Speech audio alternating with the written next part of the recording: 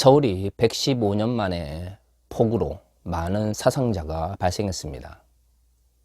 이번 폭우 이후에 기상변화라든가 기후위기에 대한 다양한 이야기들이 언론에 나오고 있습니다.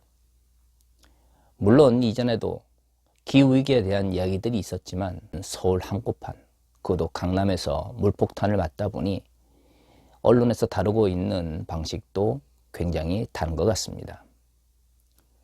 사실 21세기 들어서 전 세계적인 생태위기에 대한 이야기들은 많이 들려왔습니다. 하지만 우리가 직접적으로 피해를 입기 전까지 사람들은 그 문제를 외면해 왔던 것이죠. 2년 반 동안 전 세계를 휩쓸고 있는 코로나 팬데믹도 어떻게 보면 인류가 자연을 개발하는 과정 속에서 자연 가운데서 생활해야 될 동물들과 접촉하는 가운데 발생한 생태위기의 한 모습으로 생각해 볼 수도 있습니다. 사실 생태위기에 대한 다양한 이야기는 20세기 중반부터 여러 학자들에 의해서 제기되었습니다. 기독교의 책임에 대한 이야기는 1967년 린 타우센트 화이트 주니어라는 학자에 의해서 오늘날 생태위기의 역사적 기원에 대한 논문이 발표되면서 시작되었습니다. 물론 그 논문은 오늘날의 관점에서 보면 다양한 비판을 가할 수도 있습니다. 하지만 현대 생태위기의 역사적 기원을 중세의 독특한 사상적 발전 속에서 찾았던 화이트 교수의 논문은 이후 기독교 생태신학의 발전에 큰 영향력을 미쳤습니다. 생태신학의 발전 과정 속에서 보면 초기 단계에는 기독교가 자연을 개발의 대상으로 이해했다는 것에 집중되어 있었습니다. 특히 오늘 우리가 읽은 창세기 1장 28절에 땅을 정복하라라고 하는 이 명령을 그리스도인들이 잘못 이해했다라고 하는 쪽으로 논문이 집중되어 있었던 것이죠. 사실 그렇습니다. 근대적 서구 제국주의가 전 세계를 지배할 때에 서구 그리스도인들은 이 창세기 1장 28절의 말씀을 가지고 자신들의 폭력적 지배를 정당화했습니다. 이런 관점에서 보면 창세기 1장 28절이 기독교적 생태위기의 근원으로 판단될 수도 있을 것입니다. 하지만 우리가 여기서 생각해야 되는 것은 창세기 1장 28절에 말하고 있는 땅을 정복하라 라고 하는 이 명령은 우리가 일반적으로 생각하는 통치의 의미만을 가지고 있는 것은 아닙니다. 우리가 책임을 가지고 있는 대상에 대해서 돌보라 혹은 보존하라라는 의미도 함께 가지고 있습니다.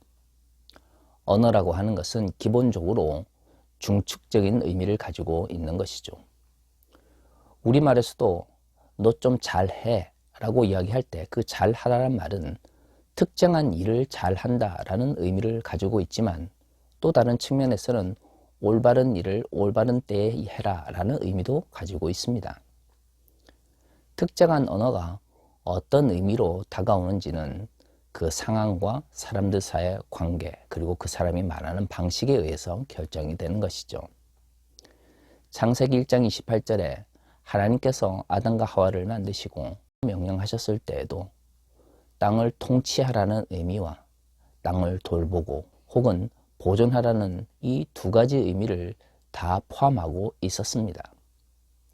이것을 어떤 식으로 이해하느냐는 전적으로 그 명령을 들은 사람들의 마음에 달려있는 것이죠.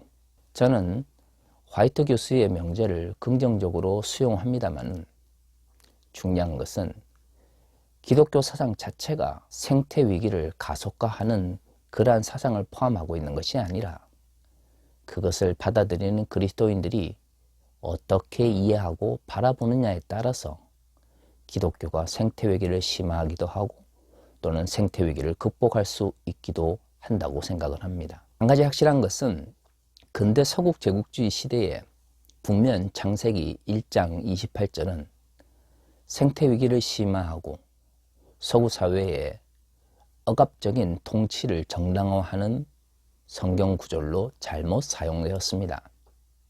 그리고 교회 역시도 그렇게 잘못된 제국주의 이데올로기를 정당화하는 방향으로 왜곡되었죠. 우리는 과거의 잘못된 역사적 과오에 대해서 분명한 책임의식을 가져야 합니다. 하지만 과거의 잘못만을 바라보면서 한탄만 하고 있어서는 오늘날 생태 위기를 결코 극복할 수가 없습니다. 중요한 것은 성경의 원래 의미를 다시금 바라보면서 과거의 잘못된 성서 해석에서 벗어나 오늘날 생태 위기를 극복하기 위한 교회로 탈바꿈해야 한다는 것이죠. 그렇다면 생태 위기를 극복할 수 있는 교회, 즉 생태 교회는 어떠한 모습으로 변화되어야 될까요? 이것은 앞으로 한국교회가 풀어야 될 숙제라고 생각을 합니다. 다양한 실천적인 접근이 가능할 것입니다. 플라스틱을 줄인다든가 에너지를 적게 쓰고 환경 친화적인 그런 교회로 탈바꿈하기 위한 노력도 반드시 필요할 것입니다. 하지만 생태교회로 전환하기 위해서는 단순히 개인적 차원에서의 생태 보존을 위한 노력만으로는 부족합니다.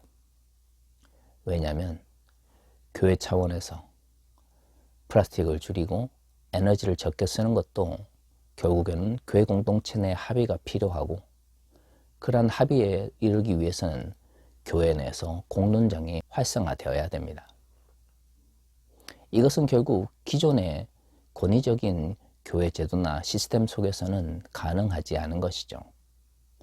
많은 이들이 생태 위기에 대해서 이야기를 하고 생태교회를 주장하지만 생태교회로 나아가기 위해서 필요한 교회의 권위에 대한 이해는 부족한 것 같습니다. 권위주의적인 조직체계나 인식이 변하지 않고서 과연 한국교회가 생태교회로 전환될 수 있을까요? 저는 결코 그럴 수 없다라고 생각합니다.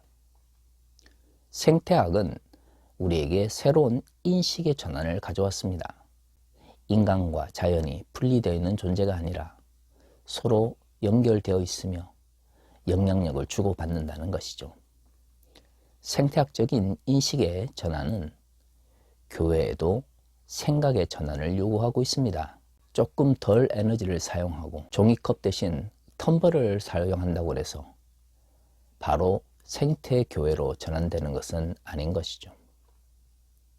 자연을 바라보고 세상을 바라보는 눈을 바꾸는 생태학적 인식 전환은 교회 역시도 세상을 바라보고 자연을 바라보며 하나님을 바라보는 인식을 바꿔야 한다는 것을 이야기합니다.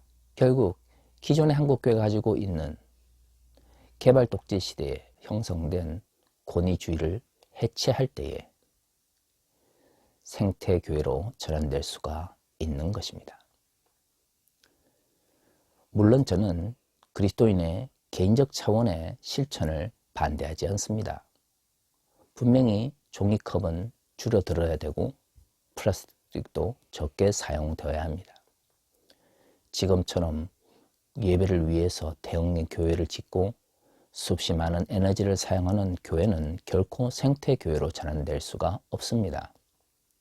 하지만 그리스도인 개인의 인식의 전환이나 교회적 차원에서의 환경보존과 생태보존의 노력들도 결국에는 우리가 바라보는 자연과 하나님, 세상에 대한 인식의 전환이 없이는 가능하지 않다는 것을 우리는 분명하게 알아야 합니다. 이를 위해서 우리는 먼저 생태학적인 인식 전환을 통해서 기존의 왜곡된 권위주의를 해체하고 생태교회로서의 역할을 감당할 수 있는 사명을 깨달아야 할 것입니다. 창세기 1장 28절은 아무런 잘못이 없습니다. 그것은 하나님께서 우리에게 주신 명령입니다. 중요한 것은 통치와 돌봄, 통치와 보존이라고 하는 양면성 속에서 우리의 욕심에 따라 한쪽 측면만을 강조하는 우리의 왜곡된 욕망입니다. 성경에게 책임을 돌릴 것이 아니라 우리의 욕망이 우리가 읽고 싶은 방식으로 성경을 읽고 해석했다는 것을 인정하고 어떻게 하면 생태 위기를 극복할 수 있는 생태교회로 전환할 수 있을 것인지를 함께 고민하는 그리스도인이 되었으면 좋겠습니다. 개발 독재 시대에 형성된 왜곡된 권위주의를 해체하고 생태학적 인식 전환을 통해서 자연과의 공존을 추구하는 생태교회로 한국교회가 전환되기를 바랍니다. 그러할 때에 가난한 사람들이 그리고 사회적 약자들이 더 큰 어려움을 겪는 생태 위기를 슬기롭게 극복해 나아갈 수 있을 것입니다. 다 같이 기도하겠습니다.